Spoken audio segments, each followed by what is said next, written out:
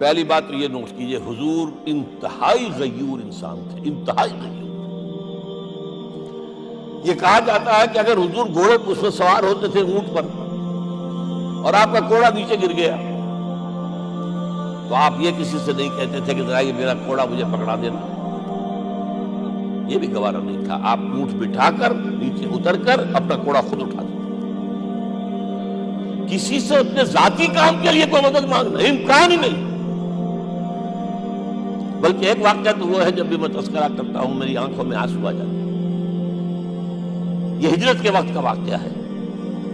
آپ کو معلوم ہے حضور نے تمام مسلمانوں کو مکے سے جانے کی اجازت دی، چلے جاؤ مدینے، چلے جاؤ مدینے، آپ خود تھے موجود، اس لیے کہ رسول اپنے مقام کو نہیں چھوڑ سکتا وداؤٹ ایکسپریس پرمیشن فرام اللہ سبحانہ و تعالی۔ اب حضرت ابوبکر پوچھ رہے ہیں حضور اجازت آ گئی؟ نہیں آئی، آ گئی نہیں آئی، دن گزر رہے۔ حضرت عائشہ کی روایت ہے ایک روز ہم نے دیکھا دوپہر کے وقت آ رہے ہیں حضور، کپڑے سے اپنا سر جو ہے ڈھانپا ہوا ہے۔ عرب میں دوپہر کے وقت وزٹ کرنا جو ہے یہ ان کے خلاف دستور ہے، ان کی تہذیب کے خلاف ہے، یہ قیلولے کا وقت ہوتا ہے۔ حیران ہوئے، آتے ہی فرمایا ابوبکر ہجرت کی اجازت ہو۔ اب انتہائی خوشی سے اور بڑی امید میں کہ بڑی شاباش ملے گی، حضرت ابوبکر فرماتے ہیں، عرض کرتے ہیں حضور میں نے 2 اونٹیاں تیار کر رکھی ہیں، خوب کھلا پلا کے انہیں فرما کیا ہوا ہے، یہ ہجرت میں ہمارے کام آئے گی۔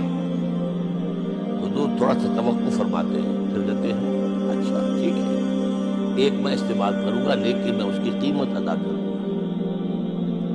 حضرت ابوبکر رو پڑے، حضور مجھ سے یہ مغایرت، سائے کے طرح کے ساتھ رہنے والا، مجھ سے یہ مغایرت، ذرا سے اشارے پر اپنی کمسن بیٹی پیشتر کی نکاح کے اندر مجھ سے یہ مغایرت، رو پڑے۔ لیکن حضور کی اپنی غیرت تھی، میں قیمت دوں گا۔